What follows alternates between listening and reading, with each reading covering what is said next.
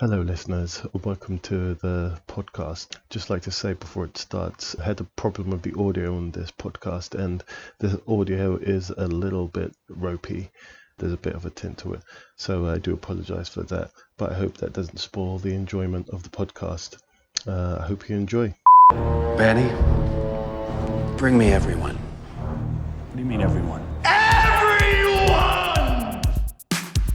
I have come here to chew bubblegum and kick ass. Barry Manilow know that you raid his wardrobe? Let me explain something to you. I am not Mr. Lebowski. You're Mr. Lebowski. I'm the dude. No one is to stone anyone until I blow this whistle. You can't fight in here. This is the war room. Surely you can't be serious. I am serious. And don't call me Shirley. Hubba. What's up, everybody? Welcome back to the Zedos Game podcast, where it is 102. 102 is the episode, and on this show today we have Leo van-dammage from the van-dammage podcast. Hello. So, I don't know what am I supposed to say. Am I supposed to say down with white power? wow, you got a toasty one right from the start. Okay, all right. Hey, I'm disagreeing with it. Yeah, that's all right. I know. And we have a new guest in the name of Ben. Sorry, Hi. completely. Bro, his name's on the fucking screen. I can't see it on my screen. It's cut off. Let me do it for you. Ben. Today, on today's episode, we have the wonderful Ben Lewis. Say hello, Thank you. Ben. Oh, pleasure to be here. Thanks for welcome. joining, Ben. No worries, Leah. And always joining us is Sacha Allari, excuse me. And how are we doing today, Sash? All good. Cool. All right. So we'll just go straight to the jump off, and we are talking about Adam F. Goldberg. RoboCop. I want to hear Leo's RoboCop story. All that. Okay, so I said it before and I ruined it. But basically, my point was is that why is there an end to it? Like, so when RoboCop goes to, me and RoboCop need to part ways for a while. Definitely not. But why when RoboCop goes to arrest Dick Jones, is there still an Ed 209 in that office? And is also actually isn't the point. Is that the same Ed 209 that's guarding the building when he comes back? Likely, isn't it? Might be, right? Because it's a prototype. Yeah, it was a prototype. Yeah, so it probably was. Yeah, because he was like, we got one guarding the building now, and then RoboCop turns up and he's like, you're illegally parked on private property. He's like, get fucked. He literally does what Indiana Jones does to that dude with the fucking sword. Indiana Jones like, yeah, when he shoots the guy with the sword. Yeah, and that's what RoboCop does. He's like, literally rewatch that scene. He's like, fucking huge Ed 209 just turns and he's like, I'm about to blow you out this planet, and he just pulls out his big fucking gun and just blows the cunt out. And I was like, yeah. But why was that Ed 209 there still in the office block for 3 goddamn months? Nobody decided. It should have been like a weapon of. It should have been like a evidence in Mr. Kinney's murder, because that's what it was. He was murdered. True. Nobody did anything about it. I mean, I haven't watched the film in years, so that's a very intricate. How? It's such a great movie. I just haven't. It's one of those. Oh, dude, you need to sit back and watch it. It's one of those like. You go back once a year, man. You go back once a year at least. Do you know what? When did I watch it? It's really weird. Yesterday I watched Top Gun, and I was like reanalyzing that movie. That's what I need to do. Yeah, all my points. I then today, just before this podcast, watched Cinematica rental reviews. You guys seen that? No. Do you guys know who AVGM is? Angry Video Game Nerd. Oh yeah. Angry Joe. Okay, yeah. so no. Angry Video Game Nerd, not Angry Joe. No. Okay, cool. I'll whack you some links. Basically, he's just he reviews, like, he's been on YouTube for years. Has he got long hair? Old. No. Short hair, glasses. He's literally just like a nerd. Pocket protector, the whole thing. Oh, and he does this thing called rental reviews because he collects old VHSs. So he's converted his basement to look like a rental store. Oh, right. Like an old school rental store from like the 80s. It's actually really cool. And so he does rental reviews with his friend, and he did a rental review of Top Gun. And I was like, how funny is that I watched that last night and had the same points that he made. And I was like, oh, that's super interesting. But anyway, that's my rambling. Well, I haven't seen Top Gun in years either. It's so gay. Like, and I don't mean like gay as in like, you know, like, oh, shut up, you're gay, whatever. I mean gay as in like the awesome cocksucking kind of way. Like, just real, just like, just the whole thing. Like, there's that scene, there's that scene there, I don't know what film it's from, but, Sacha will know, where Tarantino talks about how gay Top Gun is. The couple getting engaged or something, isn't it? That Tarantino, the cameo in Eric Stoltz's film, wasn't it? Eric Stoltz and Jennifer Tilly. Yeah, Eric Stoltz and Jennifer Tilly. I actually think it was Sacha that showed it to me out of context. I've just seen a link. I've just seen a YouTube of it. I think I must have sent it to you, Leo, because I was like, have you seen this shit? Yeah, I don't know what it's from. So mid-90s film about a couple that get engaged, and they have a big party, and that's where Tarantino is. He's at this party. I'm sure it's an engagement film, but yeah, it's at a part. I know it's like, I think he's talking to a dude in the kitchen or something. Yeah, and he's like, just basically tells him how the whole film was about Kelly McGillis saving Tom Cruise from homosexuality, and how everyone else is just trying to pull him into it, and he's like literally ejecting himself away from it. Some bullshit. And then there was another theory that I just watched, which was that apparently Iceman killed. He murdered. The Iceman, the actual Iceman, the murderer. No, Val Kilmer. No. Oh, okay. Val Kilmer's called Iceman in the movie. Yeah. Come on, Joe, keep up. Yeah, I'm looking at the Goonies at the moment. Sorry. This is supposed to be just letting you guys know. This is supposed to be a film channel, and the host creator doesn't know about a film that came out in 1986. I've only seen it once. Just so you know, the film's called Sleep With Me, and the two main actors were Meg Tilly and Eric Stoltz, and that's where Tarantino that's the one that Tarantino pops up in. Meg Tilly. Why do I know that name? I'm gonna Google it now. Bride of Chucky. I thought her name was Jennifer Tilly. The older sister's Jennifer. No. Sorry, am I getting mixed up now? Sorry, I think Meg's. No, you're right. Meg Tilly I think she is Jennifer Tilly's sister. Yeah, they are sisters. Yeah. Yeah, I think I'm looking at like. Yeah, I think they are sisters. Because Jennifer Tilly is the younger one. Yeah, she's the one who's in Bride of Chucky and all that. Bride of Chucky, Getaway. Did quite a few films with Bound as well. Damn. I saw Inception this morning, actually. Okay. In a dream. No. I saw the movie this morning. It was like really weird. I saw like some meme or something someone posted up, and they were so convinced that like the whole film was one or the other. I thought the whole point of that ending was it was for the audience to decide, right? Yeah, that's. So it's like Total Recall.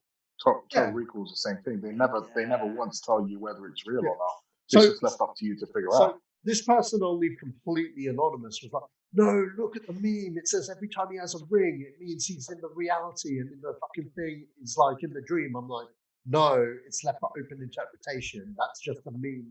No, I have seen that. That is kind of like a good point. That is a very good point, though. Yeah. There's like a whole breakdown about that. Yeah. And it is kind of like a good point. I think it's maybe just there just in case you want to, just in case you do want to be like, I need an answer. It's like the end of Extraction, like, is he dead? Is he not dead? I need to know. But he's not dead in Extraction, right? Because you see there's that one scene at the end by the swimming pool. But it's not really. You don't see it. It's out of focus. It could not. Well, they're making a sequel, so he's alive. Yeah, plus. So. How do you know? No. That's bullshit. Because they made a sequel to Speed, and Keanu Reeves ain't in that movie. Yeah, so we know why though. We know why. Yeah, but Chris Hemsworth is definitely in. Yeah, exactly. Because they just signed him. They just announced it. Oh, really? And there you go. And that's him that pops up at the end. I believe that. To the layman who doesn't know the inside scoop, you would assume you're like, oh, is he not? Because I watched that film was great, by the way. I watched it and I was like, yeah, okay, cool. Like, is he alive? I googled it for like 3 seconds. Is he alive? Is he not? And the thing was like, it's left to interpretation. But again, I watched it immediately after you told me to watch it. That was pretty much the day it got dropped. Yeah, pretty much. This is how it goes. I watch a sick action movie, and Leo's the first person I fucking message, like on the dot. I'm like, bro, you need to see this, and he does it straight away. He does it straight away, like Split. I came out of Split. I was like, dude, you need to see Split. And you're like, it's M. Night Shyamalan, la, la, la, la. And I was like, yeah, I know, man, but trust me, Return to Form, go watch it. The twist, there is a twist, will blow your fucking mind. You did it? Yeah. Although I haven't seen Glass though. Nah. Neither have I. Nobody said good things about Glass, and it's just kind of disappeared. That was interesting. Yeah, I don't think Samuel Jackson's a very good actor. I know it's controversial, but I don't. No, it's true, bro. Listen, because he just plays the same role. No, saying the word motherfucker in different octaves does not make a good actor. Okay, but he does it well. Good actor make, huh? He does it well, though. He does it convincingly. Yeah. Of course. You would too if you were killed off by a massive shark. Watch Jungle Fever. Huh? Watch Jungle Fever. Spike Lee. Jungle Fever. Yeah, he's the dad, isn't he? There's a good backstory to that as well about how he, at that point he was off because he used to be a drug addict before he became an actor. At that point, he was really going so clean, and everybody was scared that because he was playing that character that he was just going to turn in real life and go back on the addiction. Yeah, check out Jungle Fever if you want to see him act. Okay, yeah, because usually I just see him he's very angry all the time. Comes to America style. Yeah, that's my stuff. That was his first thing, no? Or no, was it? No, it wasn't. I think his first thing was comedy. Was Eddie Murphy Raw. He's like right in the intro bit. Yeah, he's the dad, isn't he? Is he the dad? No, he's his uncle. He's the uncle that pops around because he's the only one laughing at the table. Yeah. He's like, this kid's got to tell it. Yeah. I remember. No, I do like. Don't get me wrong. I like Samuel Jackson, but I will watch Samuel Jackson in something. I don't necessarily think he's a fantastic actor. Actually, you know what? He's a movie star. He was good in 1408 though. 1408, John Cusack. He was good in that. There's one time he actually has a really good. You know what? I think. Hold on, let Ben finish. Yeah, sorry, Ben. I was saying. So Django, he played. He's got his appearance is quite different. He's got the makeup on. And then, it's agreed. I was about to say Django. Do you know what, mate? Okay, I'll take it back. I was wrong. You guys have proven me wrong. I'll be quiet. It's very rare that happens, but I'll concede my point. But he's wrong. He's got a strong appearance, so you can't suddenly become like a young Tom Cruise, Ethan Hunt running around on missions. He's got a strong presence, and he's always going to be that character. Well, Captain Marvel did a good job of that, though. I'm not going to lie. They did do a good job to bring him back to his younger days. That's true. He looked pretty good in that. And you know what? I was wrong. I apologize. You know what's going to happen now? I'm going to say Samuel Jackson's name 5 times in front of a mirror. He's going to pop out and go, motherfucker. It's that South Park, right? Is it? Well, yeah. It's a Candyman thing, isn't it? It's like a... Yeah. That's right. Yeah. But I think they do it with Michael Jackson. They do it with Biggie Smalls. Yeah, they do it with Biggie. And Tupac? Do they do it with Tupac? I don't think so. I think they just have a hologram of Tupac. Yes, a hologram Tupac, and I remember Biggie Smalls. Cartman sing Biggie Smalls in the screen in the mirror, and he just shows up behind us. Yeah, and then he gets like halfway. He gets to LA, and then he calls him again. He has to go all the way back, and he's like, "For fuck's sake!" Yeah, you made me do that whole journey twice. Yeah. All right, cool. But sorry, what's the first point? Sorry.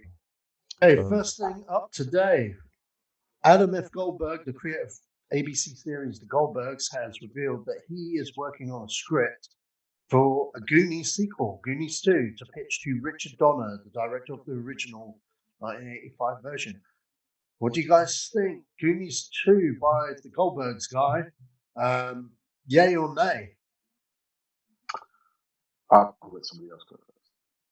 I don't think it needs a sequel. Like, it was so good as it is. It's just, it's a classic of its time, and it seems like another cheap cash-in if they do it. But I don't know much about Adam Goldberg. Never watched any of his stuff that I know of. Yeah, I've seen the Goldbergs. It's very light. It is funny. Kevin Smith directed a few episodes of that, and he said that the guy knows his stuff, especially about films, and so but I don't know, asking Kevin Smith about if he's a fan of something, he geeks out. So I don't know if that's any leverage to if he would be good at directing this or writing this or whatever he's doing on this project. But these days that's the norm, man. It's if there's nostalgia attached to it, it's going to be remade or rebooted or whatever, continued. On that note, I mean, like, Goonies, Stranger the Things ship. do this already, though. Yeah, that's right. But I mean, like, Stranger Things is basically the Goonies. Yeah. But King Willie's ship has sailed, man, on that, man. It left in the 80s, man. The sequel should have come out then. I know everyone that's worked on it has said, yeah, number two. You always hear it every now and again. But it's like, let's face it, Dick Donner is like 80 or maybe even 90 now. Guy's wife is earning that X-Men money, or was earning that X-Men money. And like, dude's super mega rich. Do you know what I mean? You don't need to do no Goonies 2. And second of all, like, it won't be the same film, you know, because like, who would follow the kids of those guys? We're watching it from those guys. Kid? Are they all going to have the actors that they can get hold of now going to have kids? Yeah, I mean, like, the way I see it is the only way to do like Goonies anything is probably do a reboot.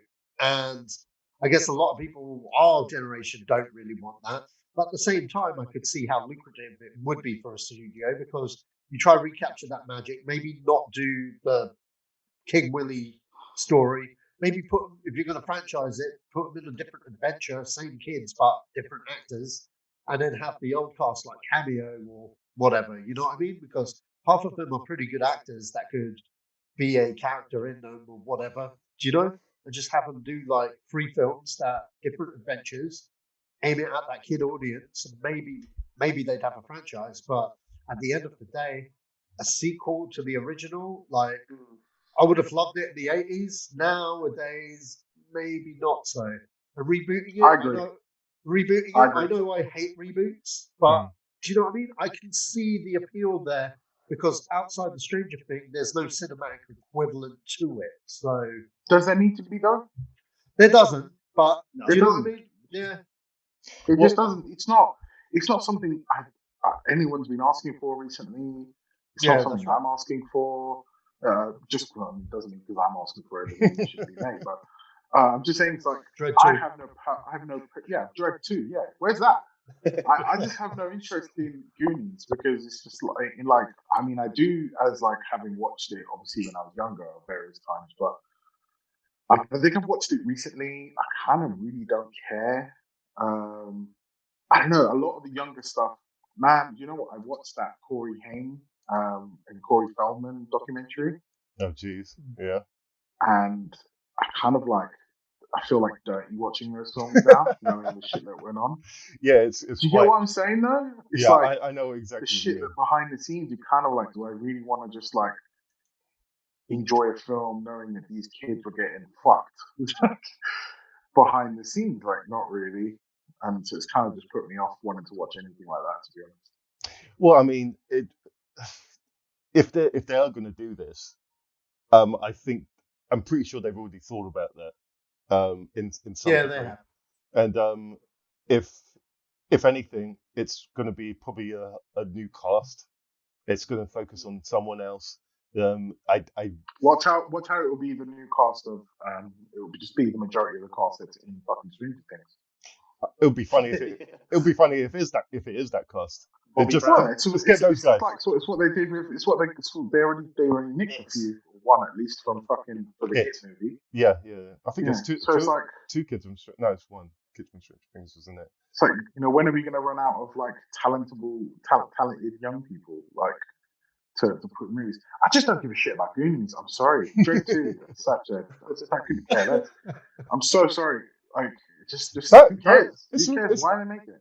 It's okay. It doesn't matter. It doesn't matter. It's your opinion. So, I don't. I remember Goonies. I have fond memories of it, but I'm not rushing. If there was one made and it came out tomorrow, it's like, Goonies 2, cool. They finally did it, and that's all I'll have to say about it. I'm not sure if I'd go see. If I heard it was really good, and it's like, wow, this is. I didn't know I would say this, but Goonies 2 got to go watch it. It's a must see. And the thing that happens at the end, damn. if someone said that to me, Here's the problem. Here's the problem with Goonies, right? Is that so much time has elapsed between the first one that you're literally only targeting a portion of your audience. Like, call it Goonies 2, it would be the problem. If you called it The Goonies and started all over again like a reboot, then it kind of makes sense more. It suffers from the same problem that for me, Superman Returns and Blade Runner, whatever the fuck it was, 2049 suffers from. Is I'm so disconnected from the first one, and you're requiring me to go do homework to watch this movie to reinvigorate my knowledge about it. Does that make sense? If it requires me to go do extracurricular activities to watch this movie, I have a problem. Yeah. Because I don't want to have to watch a bunch of films or a film before I have to watch this film just to recap myself. I just think it's really frustrating. And if you, sorry, my iPad fell. Apologies. If you're, can you guys hear me all right? Yeah. Okay. If you're trying to target like a new audience, you have to start from a new thing, basically. Yeah. You know, it just makes no sense to make like Beverly Hills Cop 4. You see what I mean? Like, why? Just do Beverly Hills Cop 1 and start it all over again and start your new franchise all over again. You know, it just makes no sense to me. Like, why does a sequel? Like, didn't we say everything we needed to say with the first Goonies movie? Finished. They all went home with their family. Yeah, that's it. They all went home. Like, you know, they moved away, whatever. I don't know. I don't remember that film tremendously. But I just think you're probably better off either doing a reboot or just taking that money and putting it into something better like Dread 2 or anything else. Anything. I don't know. Fucking release The Room on Blu-ray. Take that money and make Michael Wiseau some money on Blu-ray.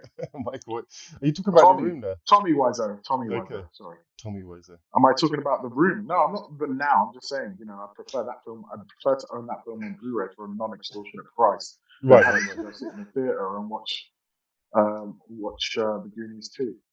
That's all I'm saying. And I'm sure a lot of people with spoons in frames would agree with me. Yeah. Sorry, Ken is messaging me about the about my It's I'll Is he asking you to sign a contract? No. It's something to do with the name of the podcast. Oh, don't you know? I'm not getting involved. I'm not getting involved. It's fine. It's Jason fine. came up with the best name of that podcast. the fifth perspective. No. Okay. He said you should just call it Zedos Gang, the other one, because it literally. No. But Joe, what's the acronym to the other one? Oh wait. THO. Okay. Oh, 2. Okay, yeah, gotcha. Yeah, do you get it? Zedos Gang 2. Absolutely, yeah. That makes sense. And I'm like, that's perfect. But he was like, no. Ken's not going to go for that. No, of course not. Anyway, let's stop. Let's move on. I love Ken, but it's hilarious. That whole thread is just moving on. Him, man. Michael Create the Mann. podcast, Ken. He's probably listening to it, so I'm going to tell him. Create the podcast, Ken. Just do it. You just want to hear you talk about films. I don't care about the name. Ken takes a shit while he talks about films. Just do it, because I want to hear your opinion on movies, not what the name of the fucking title is. Yeah. So Michael Mann is to direct Hugh Jackman in a Ferrari movie. Yeah, and that just happens to be called Enzo Ferrari, doesn't it? Yep. I hope he talks about how Lamborghini got created.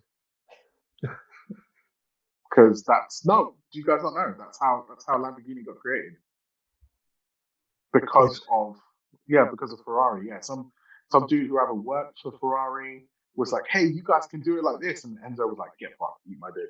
And the guy was like, all right, cool, I'm gonna go create my own cars then, and he created Lamborghini, which is why the symbol looks so similar. You ever look at the plaque of Lamborghini and then the plaque of Ferrari, they're very, very similar. They got one's got a ball, one's got a horse, and they make very similar cars. And Lamborghinis are arguably better cars anyway. Okay. Sorry guys. It's not like I've ever owned one. I'm so behind. Yeah, you sound like you tested them out. compared. No, do you know, because I'm a proponent of sharing other people's YouTube channels, so I always think people should watch like VinWiki, which is like a guy who worked at Lamborghini, and he tells funny stories about having owned Lamborghinis, and they're hilarious stories. Like one time he bought a Lamborghini from a prostitute for 30 grand. And it's just one of those really funny stories. But Michael Mann, didn't he do Collateral Damage, both Miami Vice. And also the Insider, Yes, of course. that's it. No, Yeah, Collateral, that's not right. Collateral Damage. Miami Vice. Collateral is the one with Tom Cruise in. Yeah, that's right. Foxx, right? Yeah. Okay.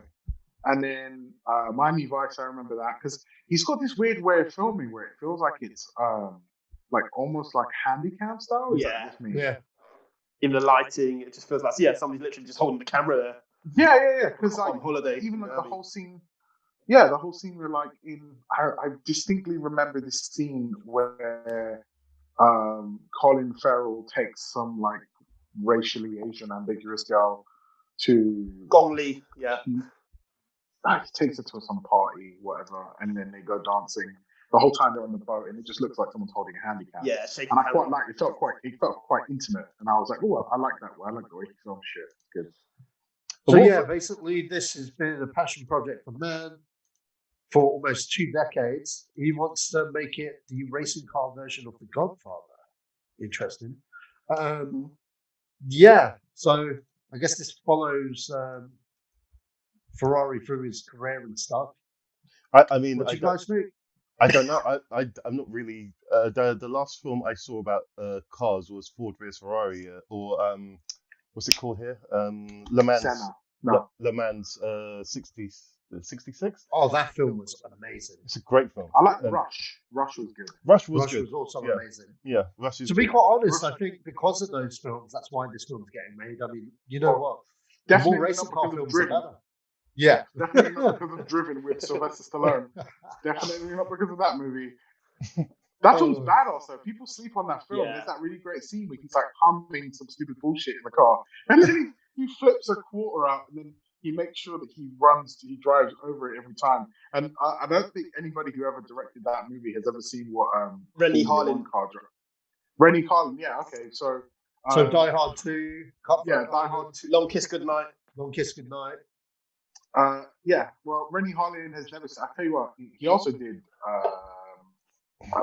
What was it? Nightmare on Elm Street 4. Yeah. That was his first He movie. goes No, back. second movie.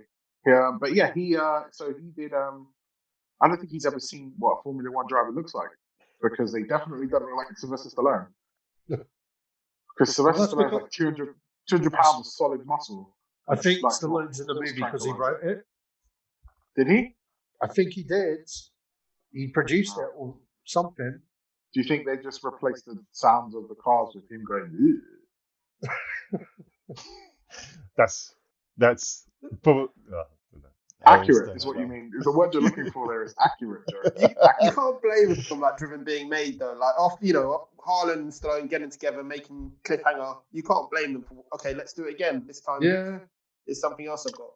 I got Cliffhanger on 4K, man. That film's fucking brilliant. I love that movie. I forgot how great that film was, and I'm like, God, this film's so stupid, but it's fucking hilarious. Yeah, Like, Stallone produced and wrote it. What I don't get is how Stallone could be punched in the face by the guy from Third Rock from the Sun. I just don't. That doesn't equate to me a bad guy in a movie. I just don't. Like you're supposed to like bad guys in movies are supposed to be comparable in some way or the other, and it just seems like Stallone is just bigger, stronger, faster, and smarter than him in every single way. Yet somehow the alien from Third Rock from the Sun manages to punch him in the face various times. Or the father from Harry and the Hendersons. Yeah. Yeah, or the father from Harry and the Hendersons. Yeah, I mean that's not how I remember him. Even though I have seen that movie, I always remember him from Third Rock. It's kind of like how I never really respected Gordon Joseph Levitt until I as an actor. I mean, I know he was in shit, but I'm like, whatever. Until I watched Inception, and I was like, damn, he's a badass. I like him. Right. Yeah. You ever see the movie he directed, Don John, with Scarlett Johansson? Yeah, I did. Yeah. That film was a joke. Yeah. He made a big mistake trading her. He traded down between her and what's her name? Julianne Moore. Redhead. Julianne Moore. Yeah. He traded down for that. She was not. Nope. All right. No. Sorry. By the way, Ben, but I do apologize. Usually, what happens is Joseph has he'll have a sheet of paper in front of him and a pencil, and he'll make note every time I say something that needs to be edited out. So he'll sit there and he'll be like, 10 minutes in, says, excessive use of the word motherfucker and /cunt. And he's like, edit out and then he'll put another note down like, he stopped ranting 5 minutes later. It's cool. And he'll put a mark down on there and go, right, that's the bit I need to get rid of. Did you keep shit from the last podcast we did where I said something about PRIACY? I did, but even then I had it got flagged. I had to re-upload. No. Yeah. I had to re-upload Really? it 3 or 4 times. I can't remember. I was talking to Sacha at the time when I was doing it. Can I just say something? Following from your last one, you've got a Nero Cup behind you, Leo. I got what? You got the Nero Cup from Game of Thrones. It has on the desk behind you in your image, your screen. Yeah, remember you were talking Game of Thrones? You were talking about the Nero Cup scene. Was that? The cup from Game of Thrones. Were you in that one? Because you were talking about the famous cups, how they left it in the scene. Oh, the coffee cup. No, that was not me. That was not coffee me. cup. Oh, was it not you? Because there's a coffee cup behind you, and that's just it keeps reminding me of that. Oh no. No, so yeah, I do know about that. And you weren't in it, yeah. No, there was one before you started, before you came in. It was an infinitely inferior podcast. The one that I wasn't in. It was one. If that's the only thing you remembered from it, then I apologize for the lackluster performance that everyone else contributed to that podcast that day. Yeah, no worries, man. No worries.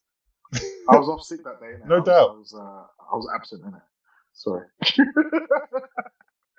All right. What's next on the agenda now that we're not talking about Goonies and Michael Mann? Ferrari could be a good thing. I think Michael Mann's good. You know, he's got a good track record. Not always good, but when it comes to making epics, when it comes to making, especially something that's true, that's the key thing for him. If it's true, like The Insider, he'll put his heart and soul into it. If it's something just to pass the time, like a basic action film, like Black Hat, it's like make it and just move on. Oh yeah, I forgot about that film. Gosh, I think the whole world didn't see that film. I saw it in cinema. It was okay, but yeah, it had its cliches in, and it could have been really good, but it wasn't. But it was entertaining. Oh boy. Well, moving on from that, I'll move on to the next topic, and so the is this because the Zoom subscription only allows you a certain amount of time before you have to pay for it? No, I've got to go to the airport. You want to go where? I've got to go to the airport. Oh, you have enough? No. I don't want to get into it online. Okay. John Wick director, not director.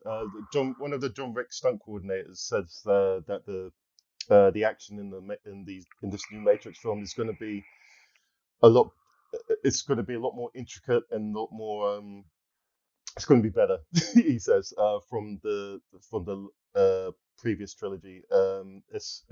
As well as the visual effects, it's taken a step up.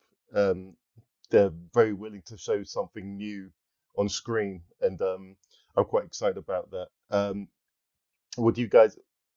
Oh yeah, the other question is: do you think it will be set before or after the Matrix films? This new Matrix film.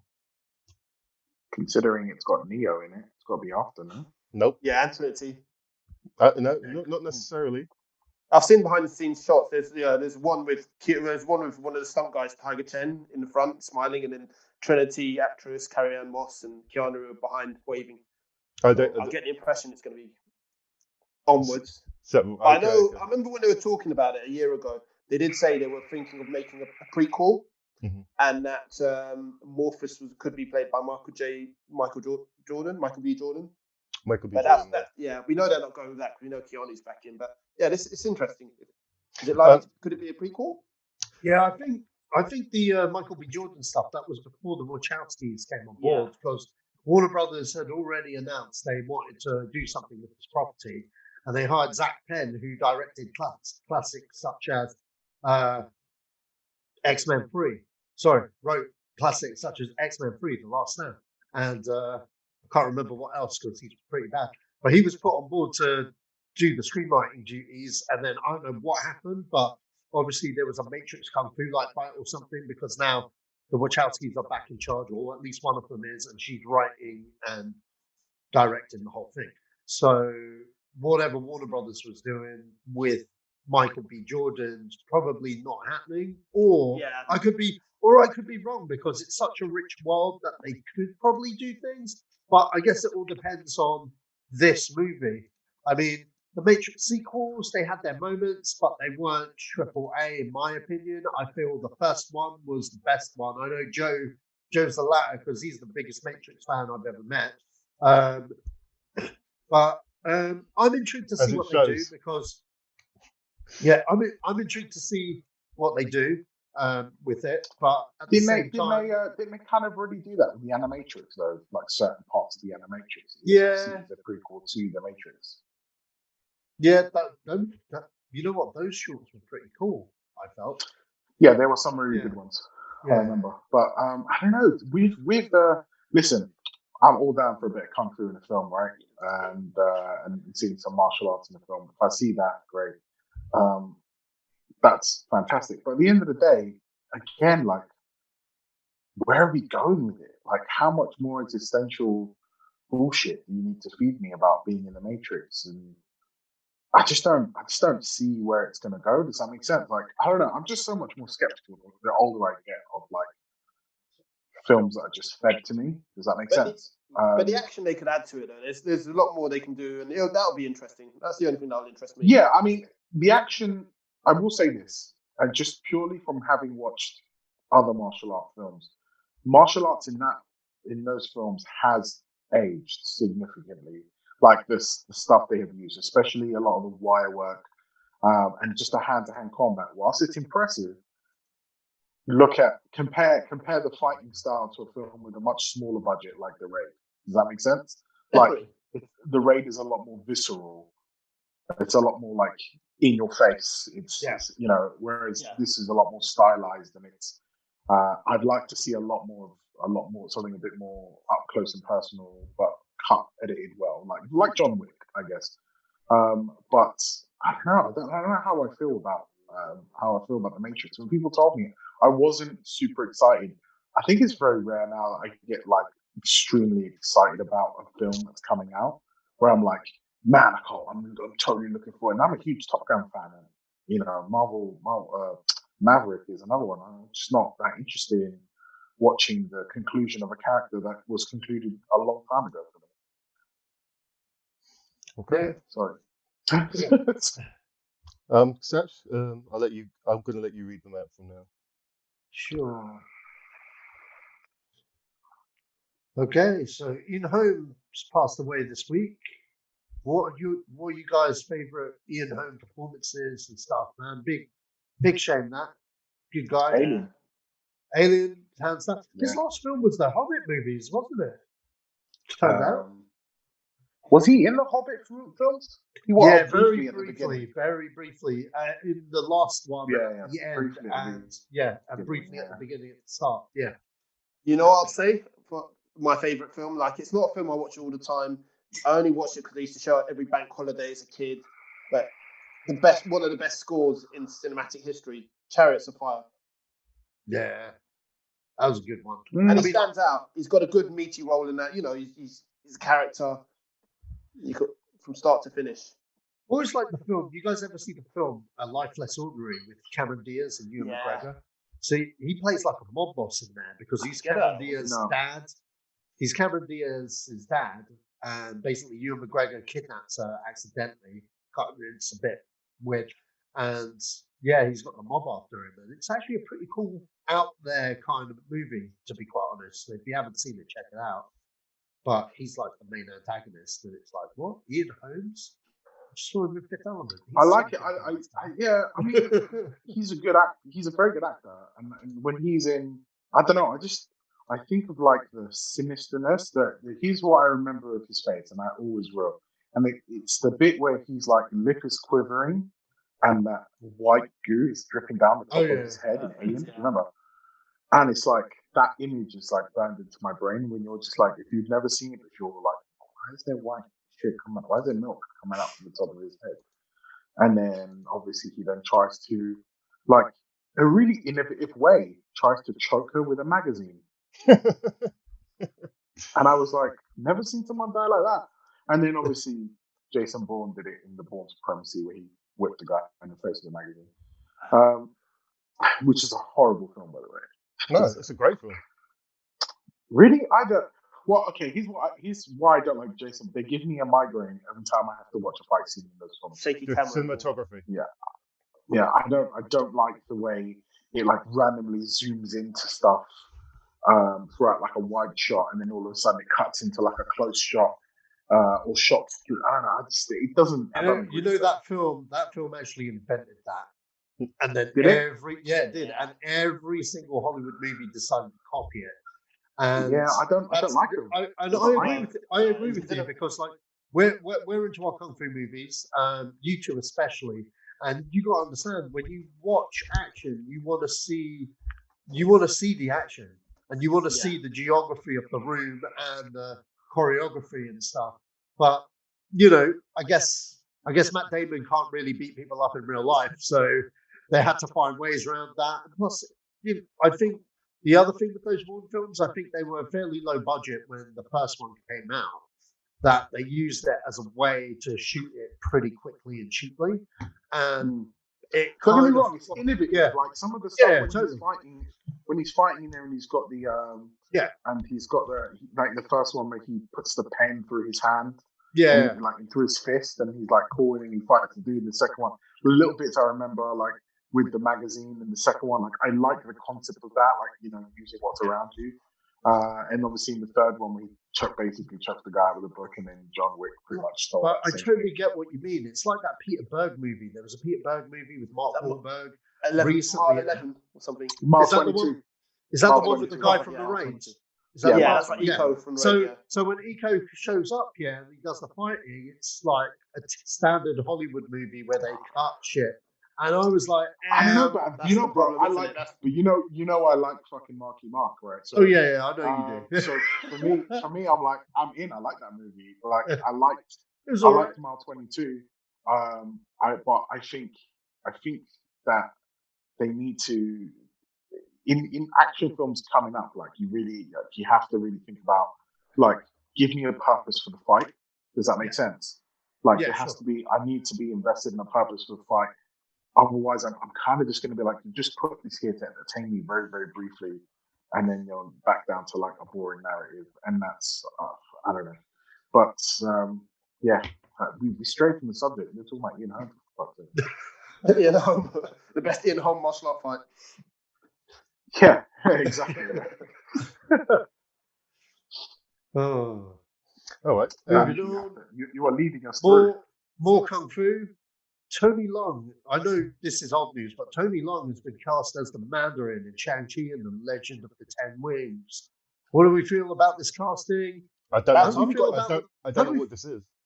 How do we feel about the Mandarin showing up after Iron Man's dead? I got issues with that. The real Mandarin. But, Tony Leung, I think he's great. I think he'll be all right. I love him in Infernal Affairs. Yeah, all of them. Red Cliff as well. The John Wick film. Mm-hmm. Yeah. He's in The Grand Master. I watched that on Netflix. Yeah. But I mean, the Mandarin, man, they're whooping it out now that Tony Stark is gone. What the fuck? You know what? You know why? You know why they're putting the Mandarin in movies? Why? China. This was announced before China. The thing is, can I ask, because I don't know much before about China existed. Oh, no. You're right, because Chinese money, right? Yeah. Is he Tencent are getting paid, of course. So this character, the Mandarin, is this going to be a backstory where he's good, or is he? Because obviously it's going to be the main character now, the title character. I think he's the big bad. To be honest, you can only ever be the big bad. Do you think he'll have the rings? Well, yeah, it's called The Legend of the Ten Rings, right? Oh, is it? I don't know. Yeah. It's called I don't Shang-Chi, know. Legend You're of the Ten telling Rings. me. I'm learning from you right now. Oh, okay, yeah. They're doing the whole Ten Rings thing, which they started off in Iron Man 1. So, yeah. Oh, okay. Fair Yeah. enough. Iron Man 1? Yeah, because... Oh, yeah, there we go. Yeah, I remember the terrorist group called the Ten Rings. Yeah. Yeah, it's going to be interesting because, like, that originally, before it was the MCU, John Favreau's idea was the Mandarin was supposed to be Iron Man's the Emperor, you know, from Empire Strikes Back. He went through each movie and then eventually you got to him. And we never, obviously, we know that didn't pan out. And when we did get the Mandarin, we got Trevor. And it's funny though. That was hilarious. That was hilarious. That was hilarious. But now that they're bringing it, I'm just like, wow. I really wanted an Iron Man 4. But yeah, you know what? He might be in it something later on. You never know. Well, they might do a prequel before Infinity War and just like whoop out like 3. Here's the issue I've got right with like Marvel films right now is I'm just not even mildly excited for anything that's coming out. You know, it's like I think I'm just like I've peaked. I feel like I've peaked with Endgame, and I'm like, like I'm done. You know, like I've hit my plateau. I need something really great to come out. Not even Black Widow. Nah, no. I don't know, man. You know what it is? Lockdown's really got me like not caring about a bunch of shit. Where I'm just like, I don't think I'm super interested. I saw Black Widow. I saw the trailer for that. Yeah, whatever. But there's not been a trailer that I've been like, I've gone and I've watched and I've gone, I'm super excited about that. Like for like a mainstream movie, especially superhero films. I mean, maybe if you name one and I go, oh, actually, I did see that trailer, it was right. But I don't know, I'm just kind of like falling into the India side of things right now where I'm just a bit more interested in. Do you know what it is? Ever since I saw films like Parasite or I saw the trailer for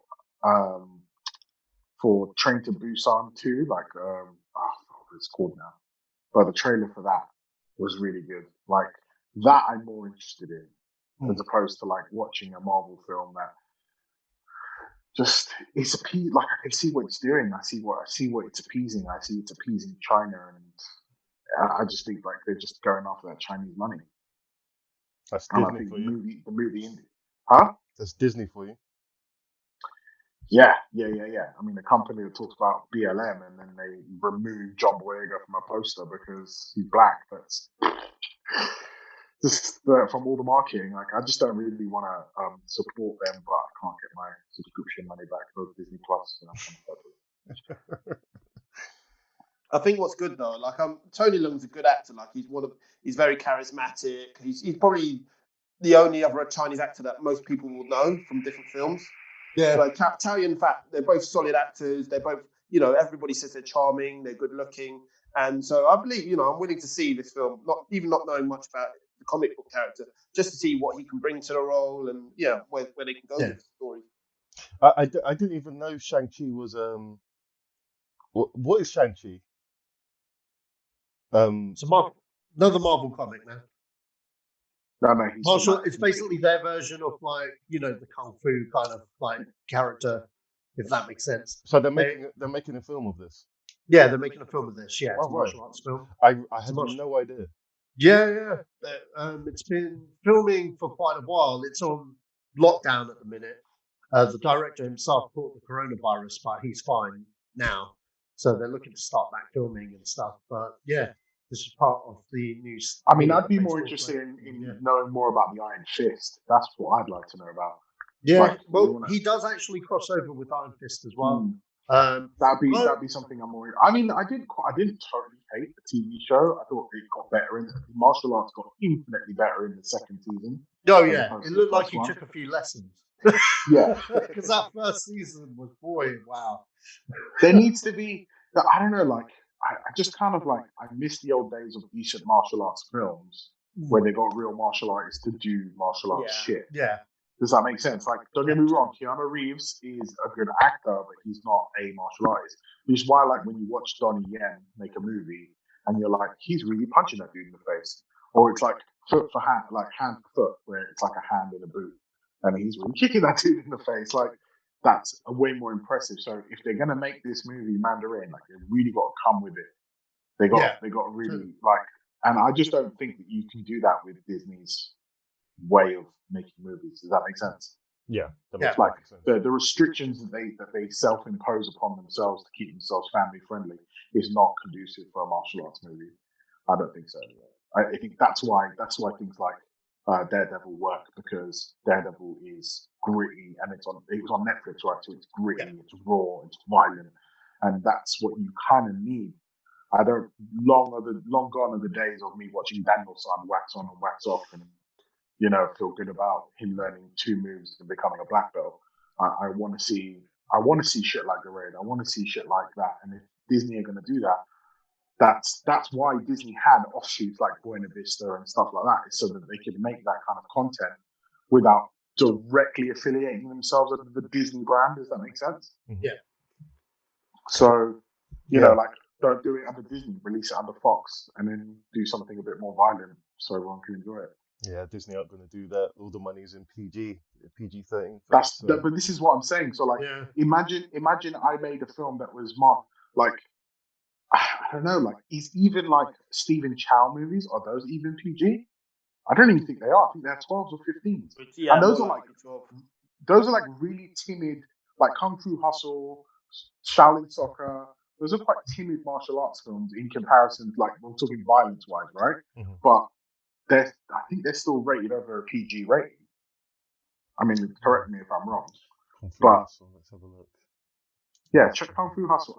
If I'm wrong, then I'll shut up. But I just think, like, for you to pull off a martial arts film, you have to not be self-imposing these parameters to yourself that say, we can't have blood, we can't have this. I'm like, well, then you're going to make a shit movie. And it's like, you kind of can't compromise on that, because that's kind of if it's a martial arts movie, does that make sense? Like, if the Mandarin's going to be all about martial arts, like, you can't just appease to, like, the martial arts comes in 2 sides. You can't just appease one side to be like all about spiritualism and all that bullshit. You kind of, like, I'm not saying bullshit, but you know what I mean? Like, you can't have that one side of it without having the other side. Kung Fu Hustle, like. Do you count Doctor Strange as a martial arts film? Do you think Doctor Strange is a martial arts film there? Would you count it as one? So you got Tilda Swinton doing all the teachings and. Not really. No, I don't because it's not. Because martial arts is many things to different people, right? So, like, if you watch one martial arts film, like, you can watch Man of Tai Chi and be like, wow, Tai Chi is the baddest fucking martial arts I've ever seen in my life.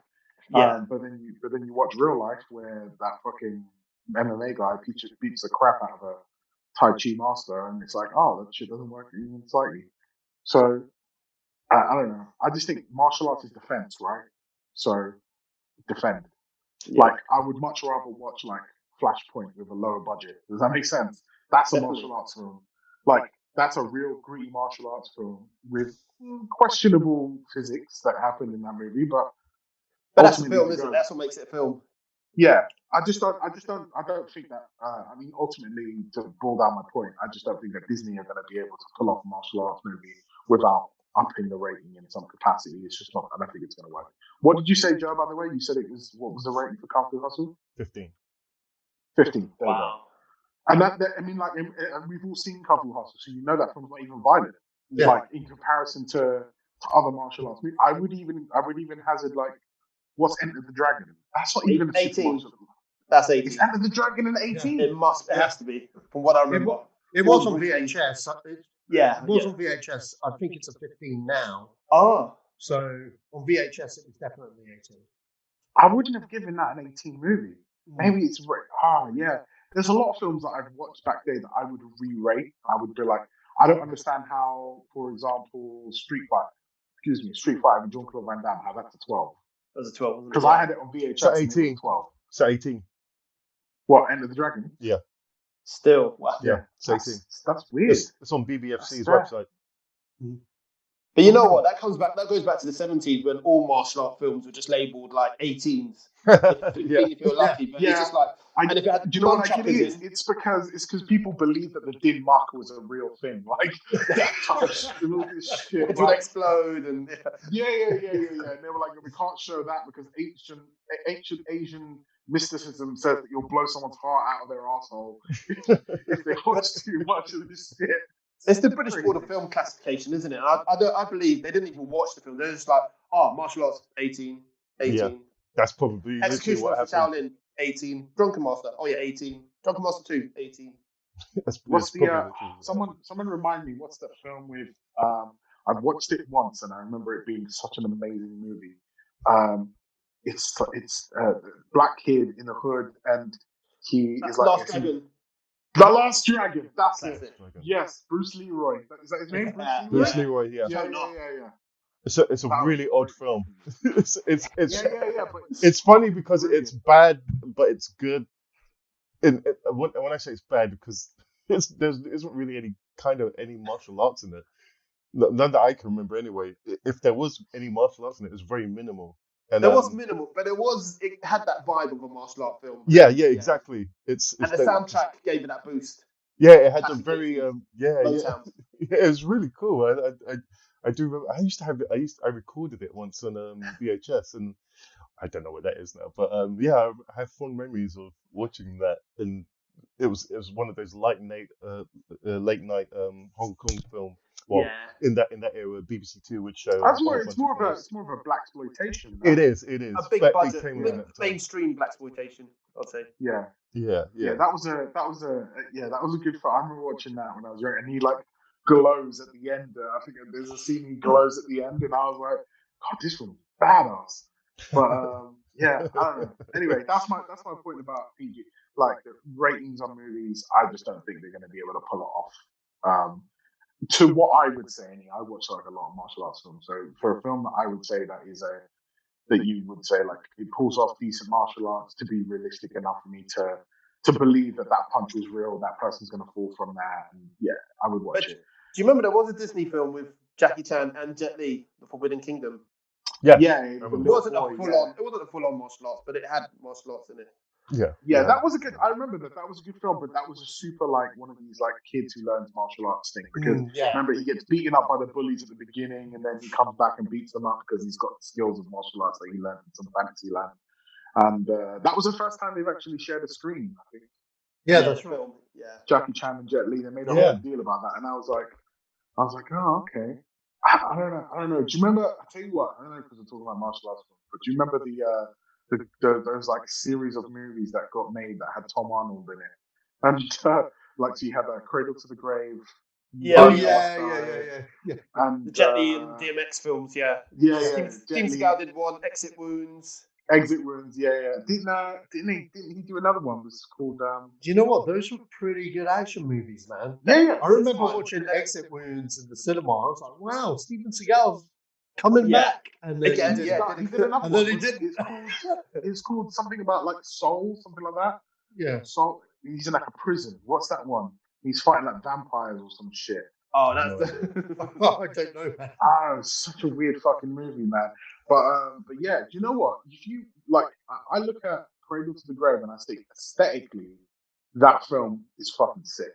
Yeah. Because you look at Mark Dacascos, and when he's fighting him on the airfield, it's on the airfield. Ring, the helicopter, in the ring of fire, and I'm like, that's fucking cool. And then you got the first one, the one that Romeo Must Die, where which Jet Li had a whole run. Then he did the one, he did those two movies. Yeah, that's right. And even the one's even not a bad movie. I rewatched that. I got that on Blu-ray. That's not a bad film either. I love the ending to that, man. It's so hilarious. With the when he's standing on the pyramid? And he's just choking get up. I'm nobody's bitch. Yeah. On mine. And then that was the first time. That's the first time we saw what's his face, Statham. Doing his Bruce Willis accent. Yeah, that's horrible. Can we just please pause this for a moment and talk about the time that Jason Statham tried to do an American accent, because that was horrid, absolutely horrid performance by him in that movie. I think everything about that film is ridiculous. It came from a good place. Yeah, it did, but everything about that movie is ridiculous. When I look at so there's infinite universes, but every time he kills one, you all get a little bit stronger, and then there's only two left, and it's like, oh, okay, where are we going with this bullshit? And it's kind of just Highlander, and then Highlander. Yeah, I guess True, yeah. It was good. It was good until Highlander tried to make Highlanders aliens, and I was like, what? Why are you doing? I Why are remember you that. doing this? Stop doing this. The best iteration of Highlander I've ever seen It's the is first one. No, dude, incorrect. Negative. Oh, you're talking It's about the anime. The anime. Yoshiaki Kawajiri did an anime called Highlander Path to Vengeance. That is fucking badass. Dude's got a chainsaw samurai. Yep. So Chainsaw samurai sword. that's the guy that created Ninja Scroll and Cyber City and Wicked City Wicked and City, Monster City. Yeah. Monster City is another one that he did. He also did some bits in like you referenced Cyber City. Good go you. It's a good movie. I know it's a good trio movie. Trio, yeah. But he also did some stuff in the Animatrix as well. Yeah, that's right. Yeah. They got a lot of artists for that. That guy and his style of work is like some of the best anime that's ever been created. Yeah, Madhouse did it. I think that's the animation studio. They did a really good job rendering his art style, and that's between that, Ghost in the Shell, and a few others. It's really impressed me in the way they can consistently keep the quality of that work up. I don't see it too much now, but back then, really good. I wrote a status on Facebook earlier saying that, like, take me back to the days of the late 80s, early 90s when anime, manga anything was possible. Because now it's just always it's kind of the same shit. That's how I feel a little bit. Yeah. So I'm like, I'd rather go back and watch an OAV and just like three fucking episodes of like them weird fucking fucked up manga Force video DVDs that I used to watch and buy from Forbidden Planet. Oh wow, Forbidden Planet. No, that's still around. Yeah, man. Yeah, that's still around. When it used to be on New Oxford Street, not where it is now. Yeah. I recently I pre-ordered a toy for Mr. Keenan getting shot by Ed 209, which is a toy they've released, and I actually bought it from Forbidden Planet, but it's not being released until the end of this month. Anyway, that's our rant over about martial arts. Should we go on to the next subject? Peter Jackson. Peter Yeah. Jackson has launched his own animation studio, Weta Animation Digital. He's getting in the Pixar business. That'd be good. He's about 20 years too late. He's about 20 years too late. I was going to say this. Did you guys ever watch Lord of the Rings, the animated movie? No. Oh, the hand-drawn one back in the day? Was it hand-drawn, though? Because I think it was not stop motion. It's rotoscoped. It's rotoscoped. And all animation is rotoscoped. No, it isn't. No, it isn't. Hand-drawn animation, isn't it? No. When you draw it over each frame, that's early versions of rotoscoping. That's when you like a real person. When you've got a real reference to someone doing a real thing. Not every animator does that. Not every animator does that. But the Disney animations did back in the day. Yeah, that's rotoscoping. No. All of them did. All of Walt Disney's original animations, Snow White, Cinderella, he's all right. of them. Oh, okay. They did. They did. They kind of like all right, calm down, copied and pasted that shit throughout history. But that was a thing. And yeah, you are right. They would have done that with that Lord of the Rings one. Yeah, I'd like to have seen. No, do you know what it is? I actually don't even think it's rotoscoping. What is it? It might be another technique that they used. I mean, or motion capture. Motion capture. Motion capture. Yeah, no. I think it was. I actually think it was. I think it was like an early stage of motion capture they did on that. I'm gonna send you guys a clip after this is done, and you guys can watch it yourselves and let me know what you think. Because I remember seeing it, and it almost looked like I was watching an episode of like Dungeons on fucking ITV. You know, when they had like a kid dressed up in a costume and he would go through a VR environment. But Nightmare! It was just a Nightmare. That's it. Yeah. Oh, okay. I love that show. Like I was watching that. I love that. And I was like, okay, and I would love to see him do something like his. Because when you say, okay, so you're saying, Joe, you said, it's a bit too late, but DC Animation have been doing their animation basically using the exact same techniques as they did for the fucking Batman animated TV series, and they've been hugely successful. So I don't think. In what way? I mean, because there's two levels of success. You have a success in the TV realm, and you have success in the movie realm. They're definitely not successful in the movie realm. So no. So the movies that get released for He's talking about the director Blu-ray market, Blu-ray and movies, they are very successful because they sell like hotcakes. That's why they continue to keep making them. To be honest, they've all been very good. To be quite honest, because the animation isn't massively improved from the 90s. It's very similar. Like the style is really similar. The animation isn't really massively improved. So I don't think that I think him doing something like that, even if it's just like outsourcing New Zealand skills, I guess, to different companies. I don't think it's taking some of the stuff they already do at Weta and then moving it on to other avenues. I don't think it's going to be a bad thing. I think tried to do the same thing. I think it's got. Rango. No, go on, Joe. Go on. No, Joe. No. No. Go on. No. I'm interested. No. Come. I haven't got time to fraffle because I've got to go soon. Okay, go on. Go on, Sach. No. I said my point. So yeah, go on. So now we're waiting for Joe. I don't have much to say on it. In terms of writing, I think it's going to come down to writing, because that's all. If you go to the core of all Pixar films, it's the writing. The way it looks is a secondary thing. I think the core is that what's the story about? What is it trying to say? What's the outcome to that story? I think you're right, though. I think you're definitely right, and I think the perfect example of that is Shark's Tale versus Finding Nemo. Both of them have very similar animation, and one of them is grossly outperformed the other one. So, and they both came out around the same time. Do you know what I mean? Like, I'm not trying to be nitpicky, but that's a perfect example of what you're saying. Writing is definitely important because Shark's Tale is quite dog shit. Yeah. There is one line in that movie that gets me that every time I giggle like a child, and it's the line where the two Jamaican jellyfish answer the phone, and they're like, "Whale a wash, you get a whale and a wash and a price." Oh my gosh!